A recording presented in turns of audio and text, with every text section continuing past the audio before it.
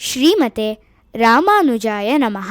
ವಿಷ್ಣು ಸಹಸ್ರನಾಮದಲ್ಲಿರುವ 174ನೆಯ ತಿರುನಾಮ ಮಹಾಬಲಃ.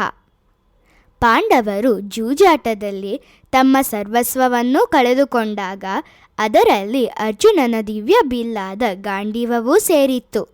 ಆಗ ದುರ್ಯೋಧನನು ಕರ್ಣನನ್ನು ಕರೆದು, ಈಗ ಗಾಂಡೀವವು ನಮ್ಮದಾಗಿದೆ. ನೀನು ಧನುರ್ವಿದ್ಯೆಯಲ್ಲಿ ನಿಪುಣನಾಗಿರುವುದರಿಂದ ಇನ್ನು ಮುಂದೆ ನೀನೇ ಈ ಗಾಂಡೀವವನ್ನು ಬಳಸಿಕೊ ಎಂದು ಹೇಳಿದನು. ಆದರೆ ಕರ್ಣನು ಅದನ್ನು ನಿರಾಕರಿಸಿ, ನನಗೆ ನನ್ನ ಸಾಮರ್ಥ್ಯದ ಮೇಲೆ ಸಂಪೂರ್ಣ ವಿಶ್ವಾಸವಿದೆ. ಯುದ್ಧದಲ್ಲಿ ಜಯ ಸಾಧಿಸಲು ಅರ್ಜುನನಂತೆ ದಿವ್ಯ ಬಿಲ್ಲಿನ ಅವಶ್ಯಕತೆ ನನಗಿಲ್ಲ ಎಂದು ಉತ್ತರಿಸಿದನು. ಕರ್ಣನ ಈ ಮಾತುಗಳು ಅರ್ಜುನನ ಹೃದಯಕ್ಕೆ ತೀವ್ರ ಆಘಾತವನ್ನು ಉಂಟುಮಾಡಿದವು. ಕರ್ಣನು ಗಾಂಡೀವವನ್ನು ಸ್ವೀಕರಿಸಿದ್ದರೆ ಅರ್ಜುನನಿಗೆ ಅಷ್ಟೊಂದು ಬೇಸರವಾಗುತ್ತಿರಲಿಲ್ಲ. ಆದರೆ ಕರ್ಣನ ಮಾತುಗಳು ಅರ್ಜುನನ ಧನುರ್ವಿದ್ಯೆಯ ಶ್ರೇಷ್ಠತೆಯನ್ನು ಪ್ರಶ್ನಿಸುವಂತಿದ್ದವು. ದುರ್ಯೋಧನನು ಗದಾಯುದ್ಧದಲ್ಲಿ ಪರಿಣತನಾಗಿದ್ದ ಕಾರಣ ಗಾಂಡೀವವು ಅವನಿಗೆ ಯಾವುದೇ ಪ್ರಯೋಜನಕ್ಕೆ ಬರುವುದಿಲ್ಲ. ಆದ್ದರಿಂದ ಅವನು ಅದನ್ನು ಮತ್ತೆ ಅರ್ಜುನನಿಗೆ ಹಿಂತಿರುಗಿಸಿದನು. ದುಃಖಿತನಾದ ಅರ್ಜುನನು ನಡೆದ ಸಂಗತಿಯನ್ನು ವೇದವ್ಯಾಸರಿಗೆ ತಿಳಿಸಿದನು. ಆಗ ವೇದವ್ಯಾಸರು ಅವನನ್ನು ಸಮಾಧಾನಪಡಿಸಿ, ಕರ್ಣನು ಗಾಂಡೀವವನ್ನು ನಿರಾಕರಿಸಿದ್ದು ಬೇರೆ ಕಾರಣಕ್ಕಾಗಿ. ಆದರೆ ಆ ಕಾರಣವನ್ನು ನೀನು ಈಗ ಅರ್ಥ ಮಾಡಿಕೊಳ್ಳಲಾರೆ.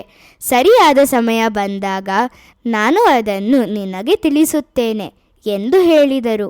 ಅರ್ಜುನನು ತಲೆ ಆಡಿಸಿ ಅಲ್ಲಿಂದ ಹೋದನು. ಹಲವಾರು ವರ್ಷಗಳ ನಂತರ ಯುಧಿಷ್ಠಿರನು ರಾಜ್ಯಭಾರ ಮಾಡುತ್ತಿದ್ದ ಕಾಲದಲ್ಲಿ ಅರ್ಜುನನು ಕೃಷ್ಣನನ್ನು ಭೇಟಿಯಾಗಲು ದ್ವಾರಕೆಗೆ ಹೋದನು. ಅಲ್ಲಿ ಕೃಷ್ಣನು ತನ್ನ ಅವತಾರದ ಉದ್ದೇಶವು ನೆರವೇರಿದ್ದು ಈಗ ತನ್ನ ದಿವ್ಯಧಾಮಕ್ಕೆ ಮರಳುವ ಸಮಯ ಬಂದಿದೆ ಎಂದು ಅರ್ಜುನನಿಗೆ ತಿಳಿಸಿದನು. ಭೂಲೋಕದಲ್ಲಿ ತನ್ನ ಅವತಾರವನ್ನು ಸಮಾಪ್ತಿಗೊಳಿಸಿದ ನಂತರ ಕೃಷ್ಣನ ವಿಯೋಗದಿಂದ ಮನನೊಂದ ಅರ್ಜುನನು ಹಸ್ತಿನಾಪುರದ ಕಡೆಗೆ ಹೊರಟನು. ಅದೇ ಸಮಯದಲ್ಲಿ ಮಾರ್ಗದ ಮಧ್ಯದಲ್ಲಿ ಕೆಲವು ಕಳ್ಳರು ಅವನ ರಥವನ್ನು ತಡೆದರು. ಅವರ ವಿರುದ್ಧ ಹೋರಾಡಲು ಅರ್ಜುನನು ತನ್ನ ಗಾಂಡೀವವನ್ನು ಎತ್ತಲು ಪ್ರಯತ್ನಿಸಿದನು. ಆದರೆ ಎಷ್ಟೇ ಪ್ರಯತ್ನಿಸಿದರೂ ಆ ಬಿಲ್ಲನ್ನು ಎತ್ತಲು ಅವನಿಂದ ಸಾಧ್ಯವಾಗಲಿಲ್ಲ. ತಾನು ಏಕೆ ಗಾಂಡೀವವನ್ನು ಎತ್ತಲಾಗುತ್ತಿಲ್ಲ ಎಂಬುದನ್ನು ಅರ್ಥ ಮಾಡಿಕೊಳ್ಳಲಾರದೆ ಅರ್ಜುನನು ರಥದಲ್ಲೇ ನಡಗುತ್ತಾ ನಿಂತಿದ್ದನು. ಅಷ್ಟರಲ್ಲೇ ಆ ಕಳ್ಳರು ಅವನ ಎಲ್ಲ ಸಂಪತ್ತನ್ನು ದೋಚಿಕೊಂಡು ಅಲ್ಲಿಂದ ಓಡಿ ಹೋದರು. ಸೋಲು ಎಂಬುದನ್ನೇ ಅರಿಯದ ಅರ್ಜುನನು ನಡೆದ ಘಟನೆಯಿಂದ ಕಂಗಾಲಾಗಿ ನಿಂತಿದ್ದನು. ಅದೇ ಸಮಯದಲ್ಲಿ ವೇದವ್ಯಾಸರು ಅವನ ಮುಂದೆ ಪ್ರತ್ಯಕ್ಷರಾದರು. ವೇದವ್ಯಾಸರನ್ನು ಕಂಡ ಅರ್ಜುನನು, ಇದಕ್ಕಿಂತಲೂ ಅವಮಾನಕರವಾದ ಸೋಲನ್ನು ನಾನು ಎಂದಿಗೂ ಅನುಭವಿಸಿಲ್ಲ.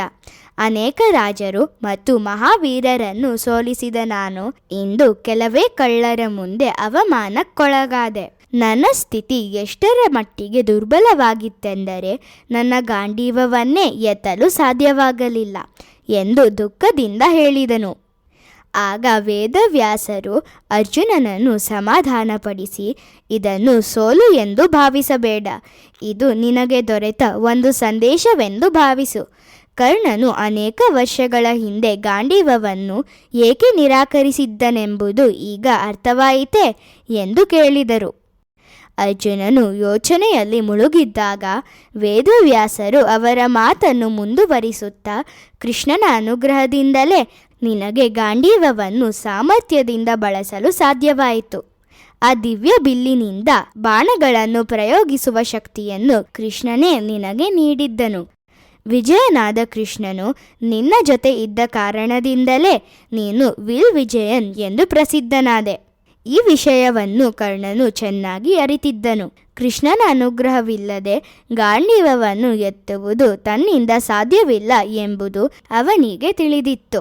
ಆದರೆ ಅತಿಯಾದ ಅಹಂಕಾರದಿಂದ ಕೂಡಿದ್ದ ಅವನು ದುರ್ಯೋಧನನ ಮುಂದೆ ತನ್ನ ಸಾಮರ್ಥ್ಯವು ಇತರರಿಗೆ ತಿಳಿಯುವುದನ್ನು ಇಷ್ಟಪಡಲಿಲ್ಲ. ಆದ್ದರಿಂದ ತನ್ನ ಸ್ವಂತ ಸಾಮರ್ಥ್ಯವನ್ನೇ ನಂಬಿ ಯುದ್ಧ ಮಾಡುತ್ತೇನೆ ಎಂದು ಹೇಳಿ ಅವಮಾನವನ್ನು ತಪ್ಪಿಸಿಕೊಳ್ಳಲು ಪ್ರಯತ್ನಿಸಿದನು ಎಂದು ಹೇಳಿದರು. ಭಗವದ್ಗೀತೆಯಲ್ಲಿ ಕೃಷ್ಣನೇ ಸತ್ವಂ ಸತ್ವವತಾಮಹಂ ಅಂದರೆ, ಓ ಅರ್ಜುನ, ಈ ಲೋಕದಲ್ಲಿ ಯಾರನ್ನು ನೀನು ಮಹಾಬಲಶಾಲಿ ಎಂದು ಭಾವಿಸುತ್ತೀಯೋ ಅವರ ಬಲವೆಲ್ಲವೂ ನನ್ನ ಅನುಗ್ರಹದಿಂದಲೇ ಉಂಟಾಗಿರುವುದು ಎಂದು ಹೇಳಿದ್ದಾನೆ. ಮಹಾಬಲಃ ಎಂದರೆ ಅಪಾರ ಬಲವನ್ನು ಹೊಂದಿರುವವನು ಎಂದು ಅರ್ಥ. ಅಲ್ಲದೆ ತನ್ನ ಭಕ್ತರಿಗೂ ಬಲವನ್ನು ಅನುಗ್ರಹಿಸುವವನಾಗಿದ್ದಾನೆ. ನಾವು ಪ್ರತಿದಿನ ಮಹಾಬಲಾಯ ನಮಃ ಎಂದು ಜಪಿಸಿದರೆ ನಮ್ಮ ಜೀವನದ ಉನ್ನತ ಗುರಿಗಳು ಮತ್ತು ಆಶಯಗಳನ್ನು ಸಾಧಿಸಲು ಅಗತ್ಯವಾದ ಶಕ್ತಿ, ಧೈರ್ಯ ಮತ್ತು ಸಾಮರ್ಥ್ಯವನ್ನು ಭಗವಂತನು ಅನುಗ್ರಹಿಸುತ್ತಾನೆ. ಶ್ರೀಮತೆ ರಾಮಾನುಜಾಯ ನಮಃ.